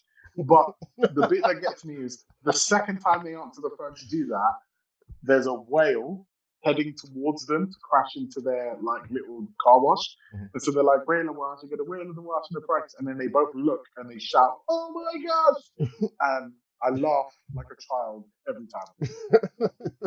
That had Martin Scorsese in it as well. Martin Scorsese plays he does a voice. Fish, yeah. Wow, he'd do anything for money, wouldn't he? Give me that check. I want to make another film. A lot of people don't know that. A lot of people sleep on that. They're like, yeah, Martin Scorsese was in that movie. I guess it's like, do you know when Orson Welles was in Transformers as Unicron? Yeah. It's like, Orson Welles was Unicron? it's when people told me that, I totally thought Orson Welles was already dead by then. Right. Yeah. And I was like, oh, he's still alive. Okay. That was literally his last film. He was almost Darth Vader. I felt really bad for that. Yeah, he was first choice. Wow. His first choice. Did you know, speaking of Darth Vader, did you know that James Earl Jones actually had a thing where he couldn't talk till he was about 5 years old? Yeah, I heard that. Yeah. I didn't know that. And now he's like basically the most iconic voice in cinema. Him and Morgan Freeman. Yeah, him and Morgan Freeman. And the trailer guy. The ones that used to do all the voiceovers. Fontaine, in it. It's his name. I think so. I can't remember. Oh yeah. One man, one decision, one desire. Yeah. Bruce Fontaine, I think it's his name. Bruce Fontaine. Yeah. I could be wrong. There was a comedian that used to do his voice as well. Yes, I can tell you, Pablo Francisco. Yes, yeah. I used to listen to that guy all the time. Yeah, I know because I remember watching that sketch and laughing my balls off, and I committed that guy's name to my memory. And I was like, I hope he does better things, and he never did. But that was the one thing I totally remember about that guy, Pablo Francisco, when he takes a piss out of Arnold Schwarzenegger. Yeah, calls it little tortilla boy. and little tortilla boy. That's it. Yeah. I remember that. Wanted tortillas, and the mob wanted in. Get out of here! They're trying to take my tortillas.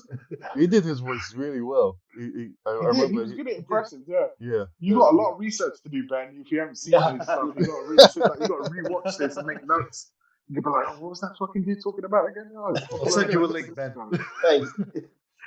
Okay, so Jamie Foxx shows off his physique as he trains for the Mike Tyson biopic. What do you guys think of Jamie Foxx? Can he pull off being Iron Mike Tyson?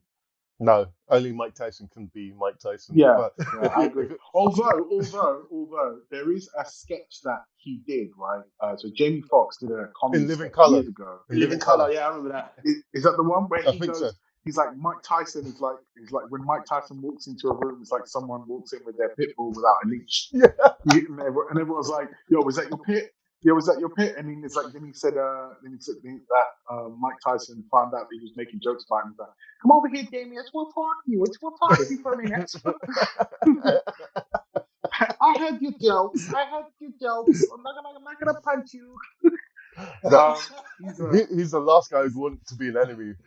Do you know what? Have you seen him? Have you seen that motherfucker now? Yeah.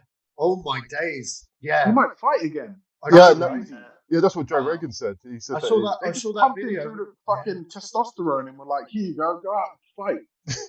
Do you know what? Mike Tyson, he's like, when people say like, oh, Muhammad Ali, like, with Mike Tyson, even though Mike Tyson's being humble and he's like, no, Muhammad Ali would kick my ass. He wouldn't. Not even a little bit. Mike Tyson would destroy Muhammad Ali. No, he was a beast in his heyday, man. Yeah. Beast. Oh my god! Whenever have you seen the documentary? No, I haven't seen the documentary. I haven't. Watch Tyson the movie. It came out like 2009.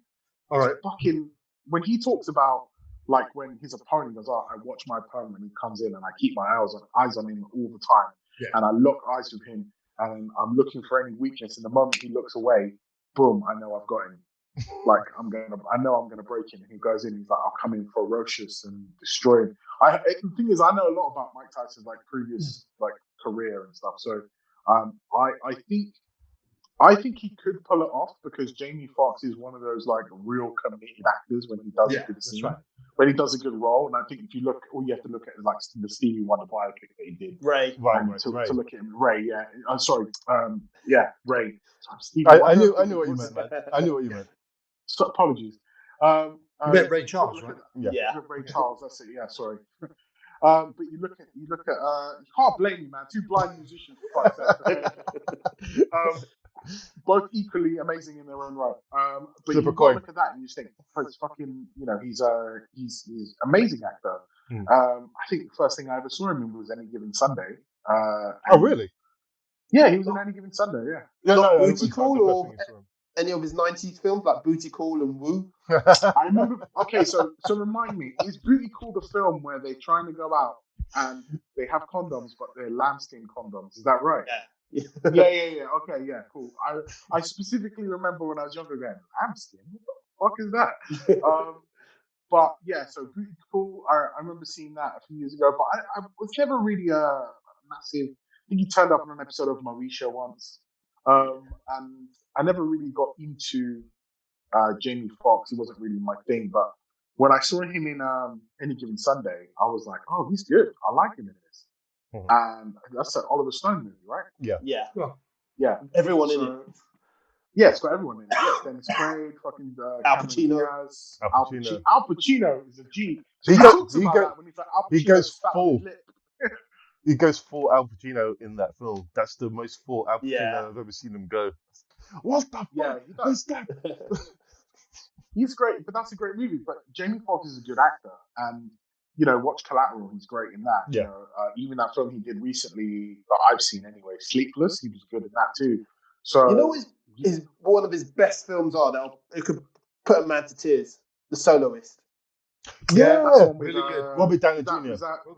That's a solid film. It's a really good film. Do you know what? I don't like watching films like that because it just drains me, like emotionally. Like Pursuit of Happiness. I'm like, that's a one-time watch for me. I'm watching it one time. I get it. I don't want to go to that place. I don't need to see, because you see it every time there's like an emotional movie, and then Will Smith does that bottom lip shake, and then he like looks with anger, but he's looking past you. He's looking into your soul for a moment, and he does it in Pursuit of Happiness when he gets a job, and then he does it in and then he does it in what's it called? He must do it £5. What, £7? £7. Yeah, he does it in £7, and then he does it in I Am Legend.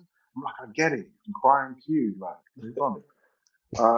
But Jamie Foxx, you know what I didn't know? I didn't know Jamie Foxx had a fat tattoo on the back of his head. He's got a tattoo on the back of his head. Yeah, it's a number, isn't it? Tribal. That's some tribal thing, I think. He's got some tribal thing tattooed on the back of his head, but I reckon he'll pull it off. He's got the build for it. Yeah. He can obviously pack on the muscle. So he's got the build for it, and he's a good actor, and he obviously can do the voice because he's done it. And I reckon he'll be alright. I like Jamie Foxx, and I love Mike Tyson, so I think that'll be something I'd watch. I'd rather watch that than watch whatever garbage fucking. I have to say, I remember about 10 or 20 years ago, Michael J. White played him in a TV film. Yeah, I remember that. Yeah, and that was good. That was, I'm sure we all like Michael J. White, and he's really good. And as playing Tyson, that was like, wow. It's difficult to find someone who can play Tyson because, like I said, Tyson's so unique, he's so ferocious. Mm-hmm. But yeah, he did it well, and I think Michael J. White. I think he was born with a six-pack. That guy. He's that guy's. He's amazing. I love. He did a film called Undisputed with him and was it him and Scott Adkins? Yeah, because the first one was Undisputed. One was Bing Rames and Wesley Snipes. Oh, right. Yeah. The second one by Walter Hill, but nobody cared about that one. And then Scott Adkins, who is, I have to say, the most underrated martial artist actor out there. Yeah. Like he should have been Batman. 100%. Fuck Rob Pattinson, that dickhead. They should have totally picked Scott Adkins to be Bruce Wayne. He's perfect. He's literally perfect for the role. Or even Iron Fist. Iron Fist. Yeah. Iron Fist would have been. Yeah. He's probably a little bit old for Iron Fist. Because Iron Fist is kind of like a young dude kind of guy. Yeah, true. Yeah, but I mean, like he's done like a range of films, and he's done like, look at it. He basically plays Boyka, right, in the Expendables 2. Yeah, it's the same character. I don't care what anybody tells me. He's a great martial artist. He's fucking intimidating. If you watch the Undisputed movies, like the first, I think it's 4, right? So you've got the first one, then you've got the 2 that he's in, and then you've got Boyka, which is the 4th one. Yeah, I could be wrong. You're right. But he's fucking great, and he does a kick. I actually watched the GQ with him recently, and in that GQ he talks about a kick that he did. He calls it the Guyver kick, where like it's actually called the Guyver kick because it was done one time in the Guyver movie, Guyver Dark Hero, where like you kick with one leg. But you intentionally miss, and then you use your other leg to whip someone in the face with it. Right. And so he's like he was taught it by the guy who created the kick in the Guyver film, and then he's like adopted it to his own thing. So I don't know, man. Like, if I'd like to see him be a bigger role, maybe he could play like one of the white fighters that Mike Tyson fights. Do you remember that film, The Great White Hype? Did anybody see that? Yeah, Peter Berg, wasn't it? Damon Wayans. Peter Berg and Damon Wayans. Yeah, I remember that well. Peter Berg was actually in movies when he was younger. He did a great horror film. Did a great horror film called Shocker. Oh yeah, I remember that. Yeah, Wes Craven. Wes Craven film. Yeah, that was a great like little B movie. Yeah, cheeky one-liners. Yeah, exactly. Yeah, definitely. It was like very very fucking Nightmare on Elm Street. That's doing it. And that's basically Wes Craven. But I don't know. I my rant is over to do that a lot. That's right. But I think that Jamie Foxx will kill it. If there's anyone, there's Jamie Foxx, definitely. He's the person for the role, and I'm sure he can do it justice. But good shout on that fucking Michael J. White. I completely forgot about that. He did that. I just completely forgot that he was Mike Tyson at some point. Well, yeah, that's the thing. Michael J. White has been I think that's the only good thing to come out of that Spawn movie because everyone still remembers who he is. And Gianluca Giacomo. Yeah, exactly. Dude, I like that Spawn movie. Do not diss on that Spawn film. It's really, I'm not it's really funny. The CGI is horrible. The CGI is terrible, especially when he goes to hell and he's up against Malboja, and that CGI for Malboja is horrid. But that film is actually a good, decent depiction. There's a weird I'm not gonna lie, I hated it. I went in. I'm a big Spawn fan. I got the first 100 issues, like over 100 issues, like because I used to collect the comic back in the day. And I went in there with my best mate Simon Marrett. We were both big Spawn fans. Walked in and were like, what the fuck did we watch? but I will admit the things I liked. I liked John Leguizamo. Loved him as the Violator. Loved Michael J. White as Spawn. I just felt they just missed the mark, man. I get it if you never read the comics and stuff, and this was your first experience into Spawn. I get that. But then, funnily enough, Michael J. White was in an interview recently with on another podcast with what's the guy's name? Christian Harloff.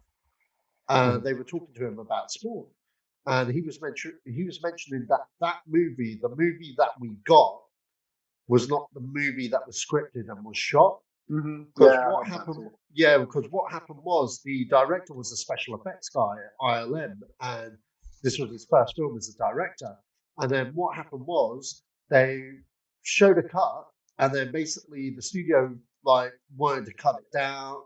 A lot of the character development stuff that is essential to the character Al Simmons and Spawn, they wanted to cut most of that out and go straight into the action in certain places and stuff. So they cut down a lot of dramatic scenes and character building scenes of that movie, and they replaced it with more CGI and stuff. Which the director, that was his ballpark and stuff, he was like, yeah, sure, blah, blah, blah. And they basically got a yes-man director that would have done anything for the studio, didn't really give a shit about the source material. And Todd McFarlane has even said that he's very unimpressed with that movie. But then he's been talking up his own remake, which he's directing himself. Do you know whose name's up for it? Do you know whose name's up for it right now? Again, there's a connection. No, actually, he's signed. So it is Jamie Foxx. Jamie Foxx lobbied for it. Yeah. He lobbied for it. Todd McFarlane's directing it, and Todd McFarlane has said he wants Jamie Foxx. Blumhouse, who are producing it, they want Jamie Foxx as well. Good. Looks like it's a done thing, to be honest. It's a matter of when. They're going low budget with it, though. They're trying to do a version of the movie where Spawn's more or less a horror creature. They basically are POVs, the two detective characters, Sam and Twitch, and it's supposed to be a movie, like a superhero movie, like Seven. So expect it to be more a film noir, because if you read those early Spawn comics, especially stuff like Tales of Spawn, where that's mainly Sam and Twitch's point of view of Spawn. Well, it's like the series. The series is not really featuring Spawn. It's kind of like a bunch of stuff and then Spawn's in the background. Yeah, that would be cool. So that's what the TV series. By the way, they're all on. Oh, you mean the HBO series? Now they're all on YouTube. By the way, if anybody wants to watch them, you go type in Spawn HBO. Every single episode is on there. But awesome. but the what's it called? That Spawn. There was a Spawn short that came out a few years ago with some little girl in a supermarket. Yeah, I didn't dig it. I remember. I thought it was pretty cool. I thought that was. I was like, oh, because he very much along the lines of very much like a mythical figure in the background, as opposed to being the main point. And I was like, okay. The thing with Spawn is there's so much lore in the back, like to go with there it. Is. Like, if you really want to get into Spawn, like for them to make a decent movie, like you got to plan ahead. Yeah, you can't just have. It can't just be a one-off. Like, that's what that film was. Excuse me. That first one was a one-off, but man, I tell you what, it's got a sick movie poster. Yeah, and the soundtrack as well. Yeah, soundtrack. Soundtrack by movie poster's good.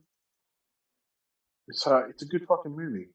I like it. A lot of people didn't. Me too. I like it. I bought it on Blu-ray, and I totally dig it. And I also like how they created a new character, because obviously you had that girl.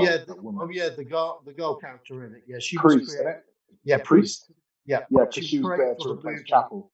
That was me. Yeah, because that character is owned by Rob Layfield. Who was with Image at the time, and they didn't want to go through a lawsuit or pay. Yeah, that's right. So they changed the origin slightly. That's correct. Right. Okay. Let's move on. Do you want to do this, Edge, or will I? Yeah, I'm going to cut out a few things because I know you've got to run, Joe. Right. But yeah, there was. I'll cut out. You know what? Last two topics of the day because they're quite related. So director David Dobkin, he does a lot of like comedies and stuff. He was in an interview recently talking about Wedding Crashers and how the studio every year are like, here's all the money in the world, please do a Wedding Crashers 2. And he's only really thought about doing one recently where the guys are divorced and stuff. How do we feel about Wedding Crashers 2, guys? I mean, I love the first one. Yeah. I feel basically I like anything with Vince Vaughn in it. So Yeah. I mean, yeah. I'm either. I'm not. If it comes out, I'll watch it. As long as I get to hear Owen Wilson go, wow. Then I think they were in a good film recently, which was the Google movie, The Internship. I never saw that. Was that good? Yeah, it's a good film, man. It's good. It's a fun little feel good movie, and like I enjoyed it personally. I thought it was alright. I think you should watch it if you want to just zone out and just because there was like that whole like ring of movies that came out around the same time that were like basically promoting social media. So you had this one promoting Google, which isn't social media but whatever. Yeah. And then you had Chef, just basically the Twitter movie. Yeah. And various other apps. And then you had obviously Social Network, which came out, which was the Facebook movie. And then you had a whole ring of like the Emoji Movie and this fucking, films, Pixel, shit like Pixel, that. yeah. But, I remember Pixel. But I like Vince Vaughn. I think the last film I watched with him was Brawl on Block. Yeah, that's his best film, in my opinion. You know what? I like him in it, and I don't think it's his best performance. For me, his best performance is always going to be Dodgeball, because I just love that movie. But also him in Be Cool, where he's twinkle, like twinkle, baby, twinkle, twinkle, twinkle, twinkle, when him and the Rock.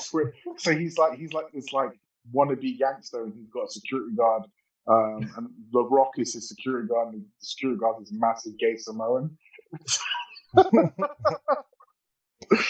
Fucking hilarious, man! When he's dancing in the street, going "Easy for cheesy," and the Rock's just like threatening to hit him with a pink bat. Yeah, that film's hilarious. That film would get cancelled if it got released today. That film would get cancelled. Absolutely. So hard for its portrayal of gay people, but it's fucking amazing. Film's jokes because it's the most realistic portrayal of Hollywood. I swear to God. Like, you think so? I don't know if you got. Yeah, I've been to LA. I've met people. Oh, right. Those people are not. They're not normal people. They are not normal people. Have any of you guys ever been to LA? No. Like, you have, right? Sach, you've been now with your parents. You went on holiday. I have, but I don't remember it. I was 8 years old, dude. So like, I remember going there. I thought you went on a trip recently, a few years ago. Yeah, I never went. I've not been. East. Okay. I haven't been West Coast in ages. I'm always down east. Yeah, it's just basically it's filled with everybody who's just about. You can smell the desperation in the room. I said it, man. Bro, I said it. You know why? Because I met so many actors out there that were like that. Like people when I was like just like in a bar, like just fake everything, just fake people. Right. Just fake smiles, real assholes, man. That's what it was. I would say of all the actors I've met, I think maybe two of them are borderline normal. And I won't mention who those people are. I think I know who you're talking about. Okay. But I don't know. Yeah, but even listen, I know loads of actors. But there's a difference between being an actor in the UK and working and doing whatever, and then moving to fucking Los Angeles, right, the place where they make movies, to be like, I'm gonna make it. I'm gonna follow my dream. I'm gonna get rich and come off a bus because that's what's gonna happen to you, and you can end up in porn because, yeah. How many? Joe's laughing. But how many girls do you know right now who are rocking an OnlyFans account? One. I know loads. I know loads of girls rocking OnlyFans right now. Loads of girls, especially during lockdown. That's that way to make that moolah. I might even open up a fucking OnlyFans account. I'm not gonna lie. Seriously, legit thing happened. One of my friends, she said, "Oh, what do people think of an OnlyFans account?" I was like, "What's an OnlyFans account? Is that like some movie thing?" And she's like, she laughed. I was completely oblivious to it. Everyone on her feed were talking French, so I don't know whether they're dissing me and shit. But I was just like, "What the hell is OnlyFans?" Okay, right. OnlyFans. It's OnlyFans. OnlyFans. Okay. OnlyFans. Yeah. What the hell is it? It's basically a platform to promote yourself and your. There you go. It's a platform that promotes yourself, but you can promote content on there. You know, it's a British company. No way. Yeah, it's a British company. Yeah, OnlyFans is actually based in the UK. But yeah, so I bet the dude who invented that is balling right now. Yeah, especially during lockdown. Yeah, he's making cooch money because, like, basically a bunch of Instagrammers have it and YouTubers. They all got it, and basically, if you follow them, and it's just another way of generating revenue. It's a bit like Patreon, a little bit, and not exactly, but it's a little bit like that. I tell you what, you know what the closest thing I would say? It's basically, if you could talk. You know what Cameo is? No, I don't. No. Cameo is like you can pay, like, I don't know. If you go on the Cameo website, you can pay like $10 and fucking David Hasselhoff will give you a personalized message. Yeah, right. It's like that, except with vaginas. Yeah, so because I know the platform you're talking about. Someone got David Hayter to leave me a message saying "Shut up, Jose," and yeah, you could do that on Cameo. Yeah. Cameo is like that. You could do phone calls or videos or whatever. Very like low level people do it, or they just have it like on the side and it costs them nothing to do it. And there's some funny ones on there, like you can get like the guy from To Catch a Predator to do it. He'll do it for you. Oh, really? Okay. Yeah, he'd be like, have a seat. Have a seat. Yeah. So shit like that. And it's funny. There's funny cameos on there. There's someone you think like, this person's charging $50 for a personalized message. But I think I saw one which I thought was quite. David Hasselhoff did a personalized message for someone's wedding day, and on that he was him and two girls sitting in a fucking hot tub, because that was just his day that day, and he just decided that he would do a cameo for somebody for $500. So he earned a cool $500 or however much it was, while he just sat on his ass in a fucking hot tub with two hot chicks. And I just thought that was really funny. Not a bad day. But yeah, so that's basically like OnlyFans is like that. It's just basically a subscription service for you to subscribe to a person, and then they will charge you a subscription fee, and they will then show you like whatever. No, they don't have to. They don't have to do whatever they choose to do. Sometimes, but primarily it's used for sexual content and for adult content. So most girls that I know, and I know a lot of girls who have an OnlyFans account. Most girls that I know started off normal on Facebook, wanted more attention, wanted to make some money, opened an OnlyFans account, and now they're making like $30,000 a month. What? Yeah. They can make, these girls make it, because imagine, right? They probably have maybe about let's say you got 100 subscribers, right? So you got 100 subscribers. You're charging them, £15 a month, like. And you're just posting content on there instead, and that's just like maybe a normal person. Imagine if somebody had like 1,000. There are people with thousands of subscribers, and they make money on these things. And you just think like, man, I wish I was a girl. So they talk to me about the fucking pay wage gap, please. I think that's a different area, dude. It's fucking no. Anyway, the point is OnlyFans account. Support them if you want. I will never give them a penny personally, but you should definitely support them and support your local artist. It's the word that we use to describe that person. All right, so what were we talking about? Actors?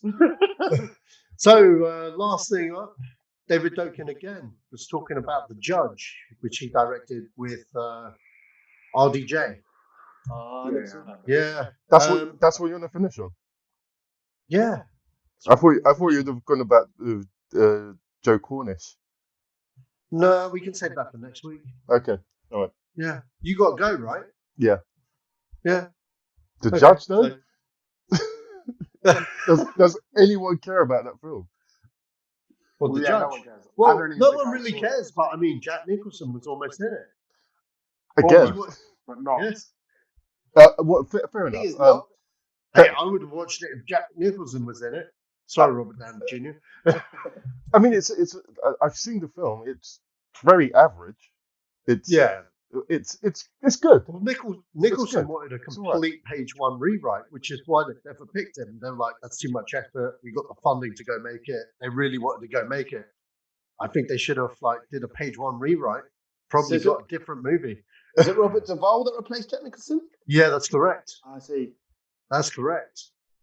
Yeah. No offense to Robert Duvall. I like Robert Duvall, but Jack Nicholson in a movie, he doesn't do movies that much these days, and that's mainly because he does what he wants. And if there's a movie, he'll be like, "Okay, does he have Parkinson's?" No, I don't know actually. I assume that's why he stopped because he was quite sick. I'm pretty sure he just stopped because he's Jack Nicholson and he's like, why do I need to work? I heard he was sick. I heard he was sick. He's always watching basketball. Oh, yeah. Yeah, well, okay, whatever the reason anyway. He wasn't in the film. And that's that really. That's all I've got to say on the. I didn't think the judge would ever come up. Why is that a film that you like? The judge? No. There was a whole load of news from all these films because they're doing interviews with this director, isn't it? So right. Because he was talking about wedding crashes. Oh, that's cool.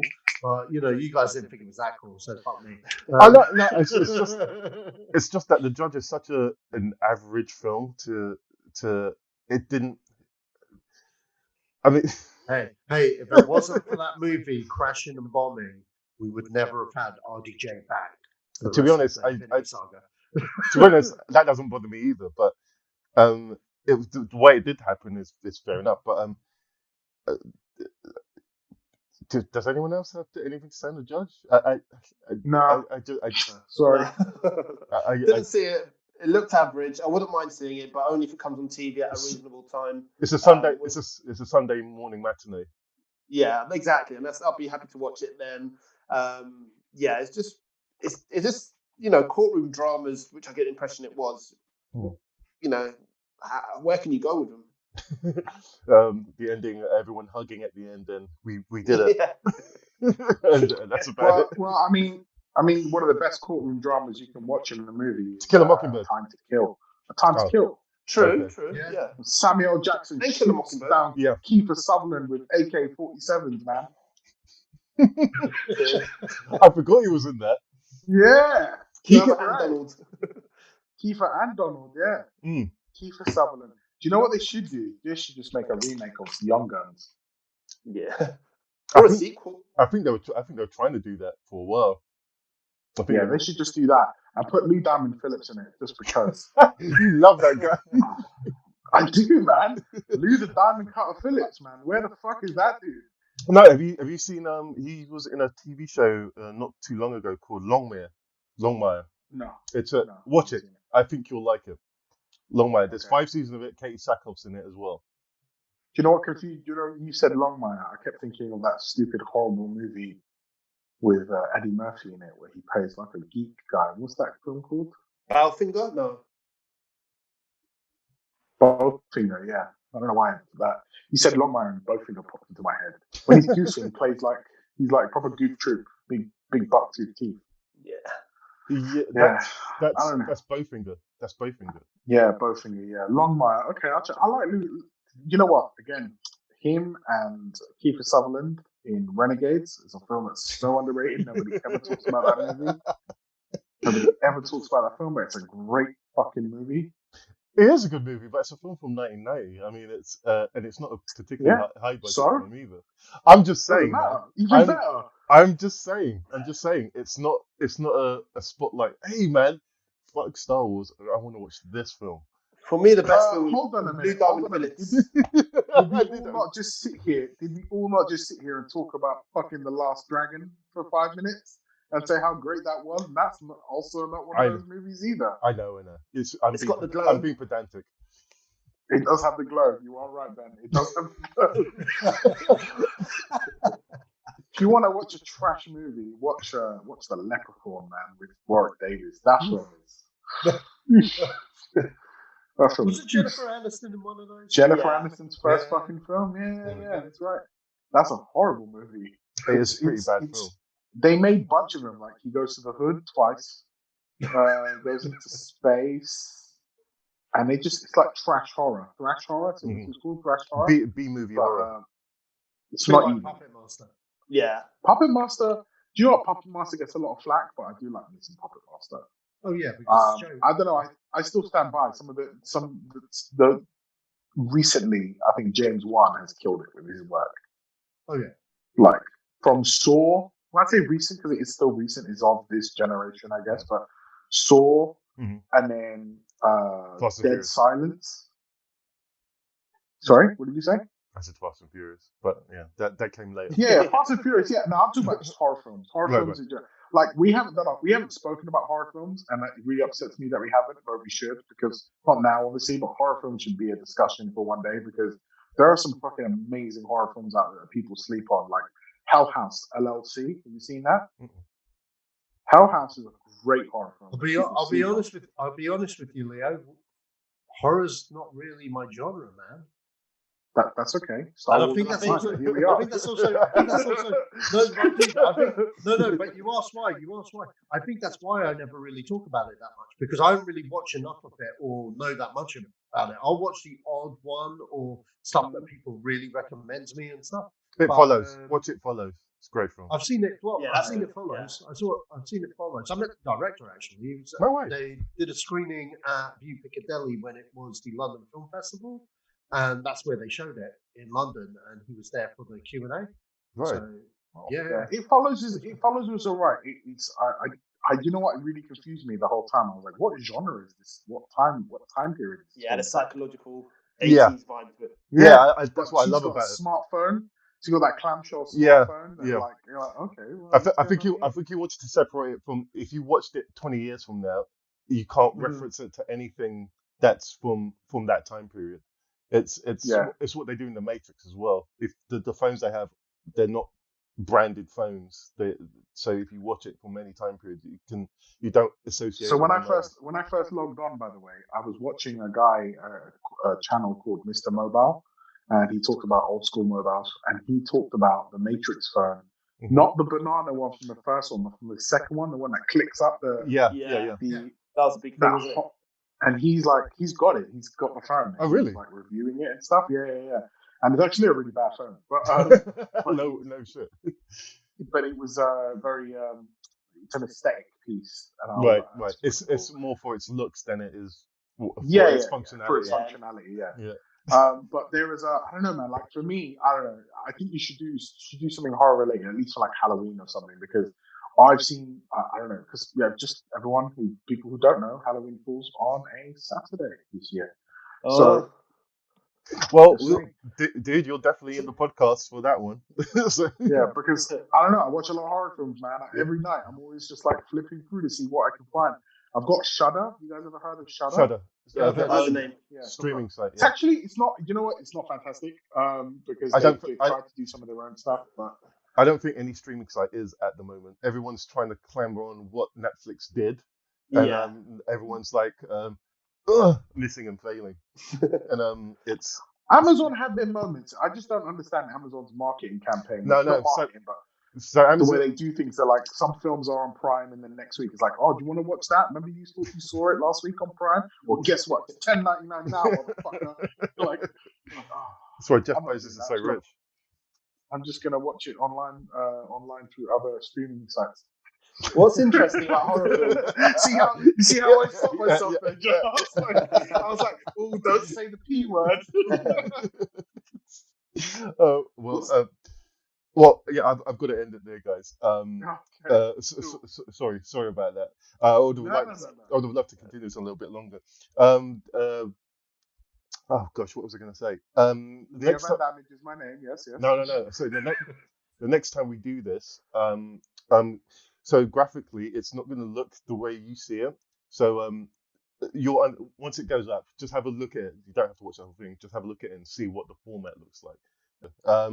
Ben, thank you very much for coming in and joining this crazy setup that is. Thank you. It's been a pleasure. Yeah, Yeah, thank you. good luck. You're fucking cool. I'm gonna find you on Facebook, then I'll add you. Yeah. Yeah, you've got to come on again, Ben. Do you have like a Twitter handle or anything that you want to promote? Twitter is like, I've got it. Are you going to put it at the end or? Well, no. If you say it and you send it to me, it will be on the description of the podcast, so people can get to you if they want. If they want to, you don't have to say anything now. Just send it to me or Sach, and I'll put it in the description, and so people can contact you if they wish to. Definitely. Sach, thanks again for curating and coming up with the topics. Thanks again. That's a big help. So and good to see you in good spirits. Or not. Leo, thanks again for. I was just looking at Sach going, was he just going to stare at you like a weirdo? He's going to speak. Fucking bold fuck. Sorry.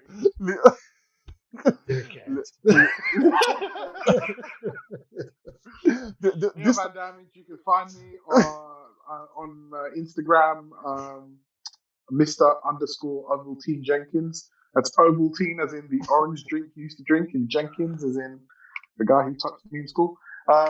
Mr_Ovaltine Jenkins. Or the podcast that I haven't done in ages, but I will eventually get around to. You can also find me on Twitch, Otherkiller123. So I'm streaming on Twitch. So if you want to come and just hear me talk shit while I play whatever game I'm playing at that time, which will probably be a Man-Eater, which is the shark game where you get to be a shark and eat people. And that's where you'll find me. And I am currently not sponsored, but if anybody does want to sponsor me, you can contact me through any means.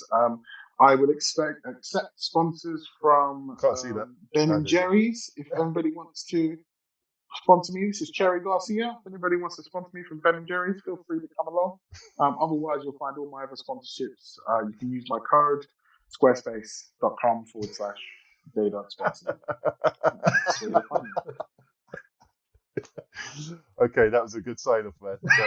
Thank you very much. That was very elegant. The way you just came up with all of that is quite elegant. I've watched a lot of YouTube, so I'm to be honest with you, I'm following everybody else recently. All right, well, again, it's been a pleasure, guys. Sorry again, so short. Well, shorter than we usually do. Short. It was good. Yeah. Well, that's it, guys. Thanks for tuning in, and that's the end of the Zedos Game podcast, and we're out. Go on, do it.